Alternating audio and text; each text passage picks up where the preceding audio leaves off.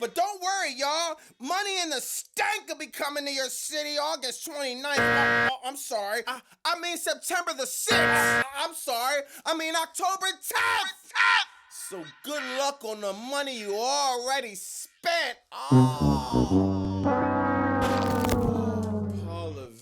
Why don't you fill us in on what's TKO's problem with New Orleans? I mean, how hard is it to pick a time, pick a date, book a venue, and just stick to it? The Fed is reminding me of a fitting room because all of these changes when it comes to money in the Stank. And I'm getting sick of it. What did New Orleans do to deserve this? WWE keeps switching up the plans and giving people no explanation for it. First, it was announced that WrestleMania 40 Snooze will be held in New Orleans by Dwayne "The Rock" Johnson himself. Then WWE decided to pull the plug on that, and probably the most disrespectful move TKO brought to the company, and screwed the city of New Orleans over by bringing WrestleMania back to Las Vegas for financial profit. And if that wasn't bad enough, they replaced WrestleMania with Money in the Stank. That's like replacing a Ferrari with a Ford Focus, or replacing a Super Bowl with the Pro Bowl, or replacing a T-bone steak from Ruth Chris with I don't know, a TV dinner! Now, they just announced Money in the Stank for October 10th, which is only a few months away, which is weird, too, because this PLE is usually in May, June, or July. It's like a summertime event. Now, before that, the date was September 6th, and before that, it was August 29th. Now, we all know with All In, I understand why they switched that date. Last year, they tried to counter-program AEW when they did All In Texas, and it didn't go well for them, as in All In was the best pay-per-view of 2025, but there is no explanation on why they changed the other two dates. What a way to give a big F you to the fans that booked hotels, took off for work, made reservations, all for you to change the plans. Great job, TKO. WWE promised WrestleMania to New Orleans. Then they turned around and treated the city like Aladdin after the magic carpet ride was over. Oh! Why you say that, Bobby Monsoon? Think about what they did to New Orleans. They pulled the rug from right under us. And this is sad. Another thing that's sad is the lack of title defenses in WWE. Roman Reigns, Liv Morgan, and The Vision all being champions over 50 days and having only 3 title defenses combined. So Ruka just started her reign, so I don't really count her right now. And Penta is a perfect example of someone holding the championship, defending it, and making the Intercontinental Championship feel important again. WWE has been doing a horrible job giving us entertaining or compelling storylines on either show. The least thing you could do is have the champions defend their titles. But when you're doing neither, you get exactly the frustrating product we've been getting in recent times. We're not even talking about the Women's US Championship, the Undisputed Women's Championship, and many more, bro. Titles are supposed to build talent up, so the newer talent that comes could beat the champion and possibly benefit off the rub. All the champions in the Fed kind of remind me of, I don't know, Luka Doncic. They're barely defending, and this is wild. So here's a look at the King of the Ring tournament brackets. Now, as the matches have been happening, the brackets have been developing, and there's a weird pattern we've been seeing. WWE could care less about the crackdown roster, and it's obvious. I'm sure they're probably gonna change this by the time Friday comes, but so far, not one person on the men's or women's side from Crackdown has advanced in the tournament. This shows you the lack of effort WWE is putting in that roster, but also the storylines are creative. This has been by far the worst program WWE has ever produced in 40 plus years. Every Friday after Crackdown, I end up feeling like a Knicks fan after Game 3. Disappointed! Oh, why you say that, Bobby Monsoon? Exclusively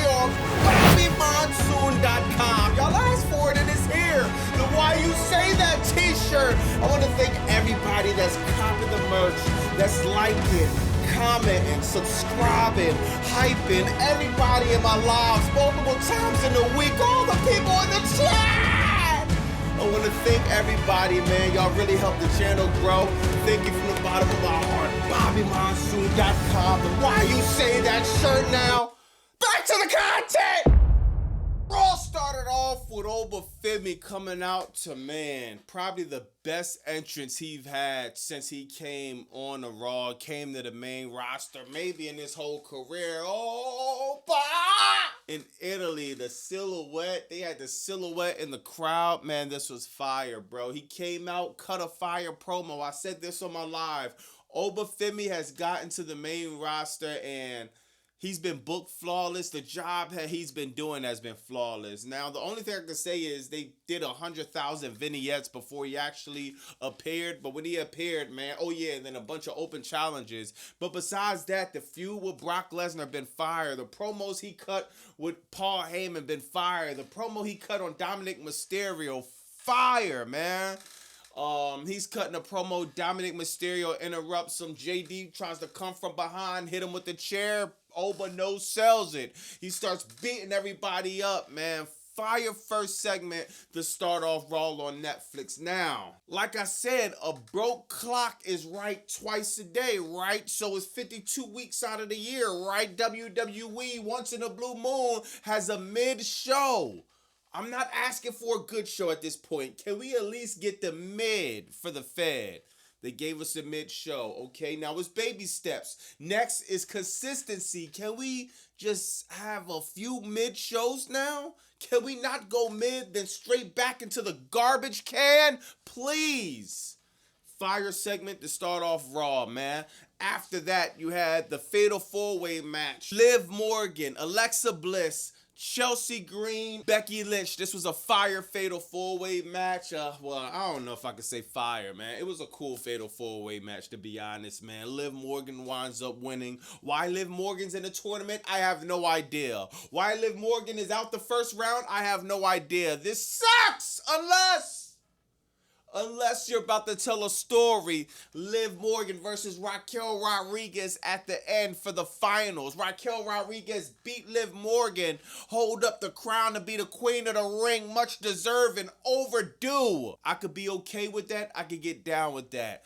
Honestly, Liv Morgan being in the tournament, it just takes away from people like Jordynne Grace and a lot of the other women talents that's on this roster that could use the rub, man. Julia and a lot of other female talent, man. Even though I didn't like the outcome of the match, man, it's cool, bro. Liv Morgan won. If they tell the story at the end, I don't got too much complaints. After that, you got Soruka versus Lyra Valkyria. Soruka successfully defends her Women's Intercontinental Championship. This match was solid, man. I ain't gonna lie. Soruka's fire. Lyra Valkyria fire. I know Soruka probably feeling a lot of pressure. You know, on the internet, they're watching to make sure she doesn't slip, she doesn't fart, she doesn't burp, hiccup, or do anything she's not supposed to be doing in the ring. Flawless match from Soruka. She defends the title successfully. Cool, man. Let's keep Soruka in some storylines, though, man. I don't want to see her doing the U.S. Women's Open Challenge to any competitor that she feels like deserves a title shot. Nah, let's get Soruka into some storylines, you know what I mean? I'm not mad at Maxine Dupree versus Soruka.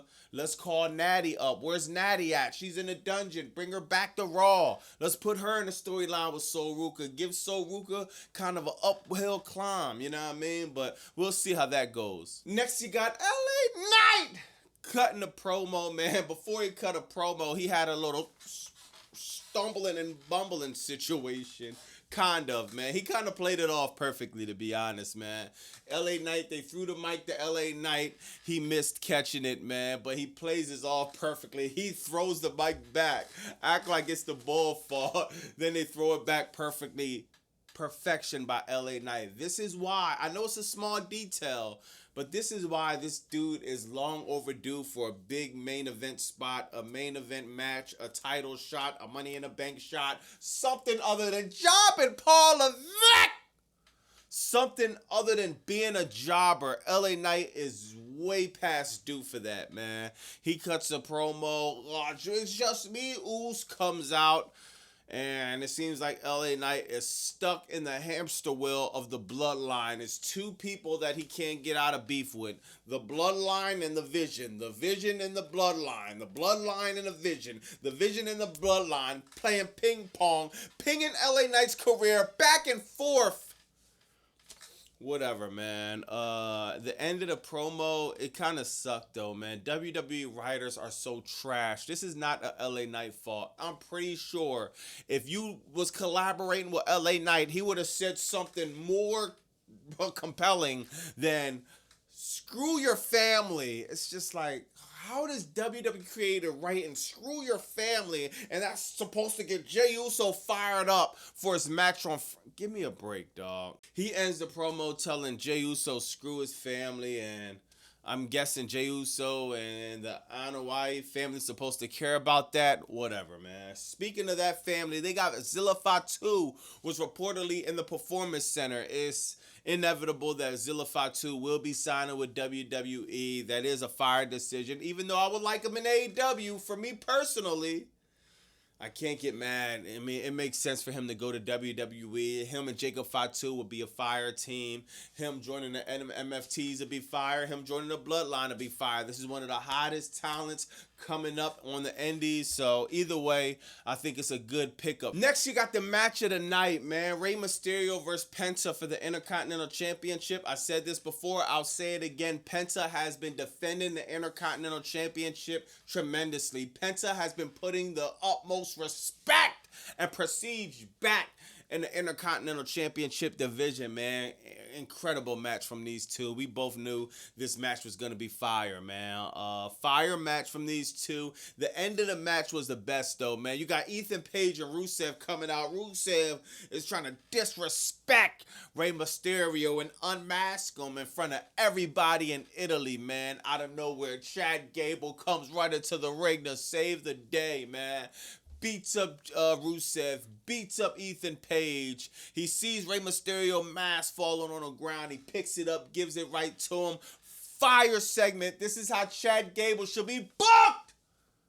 This is how you book Chad Gable. Coming off the mask versus mask match, I had my fingers crossed on what they were going to do with Chad Gable. I had low expectations, and they over-delivered. They over-exceeded expectations. I'm not mad at that. Like I said, this Raw episode wasn't trash, y'all.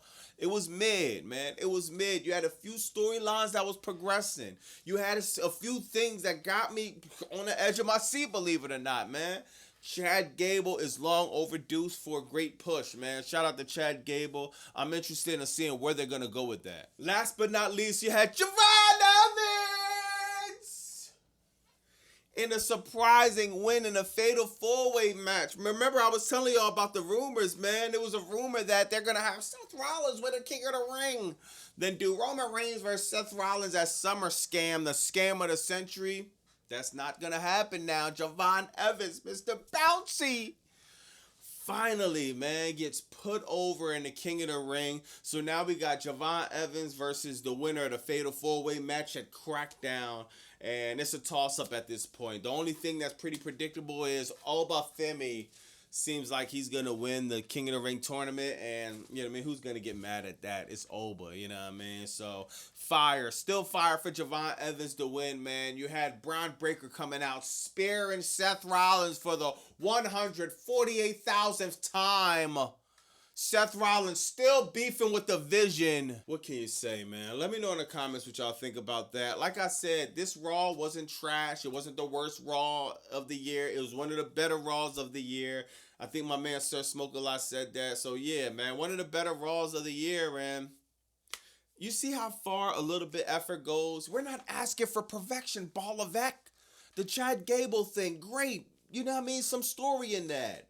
Oba Femi cutting a promo on Dominic Mysterio, a good entrance, okay, you know what I mean? Outside of the 100,000 ads and sponsorships and commercials, This was a cool Raw, man. It just sucks that so much advertisement just kills the flow of the show. So from a Raw supposed to be like a C plus, maybe could have been a B plus if we didn't have to sit through so many sponsorships. Let me know in the comments what y'all think about that. What do you think about the King of the Ring tournament brackets? What do you think about not one crackdown superstar advancing so far? Maybe they switched that up Friday. What do you think about WWE and TKO and the Fed switching up the dates? Are they gonna switch it up one more time? Is it gonna go from October 10th or whatever it is to January 8th? Is we gonna get GTA 6 before we get Money in the Stink at New Orleans? Possibly. Let me know in the comments what you think about that. It's Bobby Monsoon 215. Like, comment, subscribe. Bow!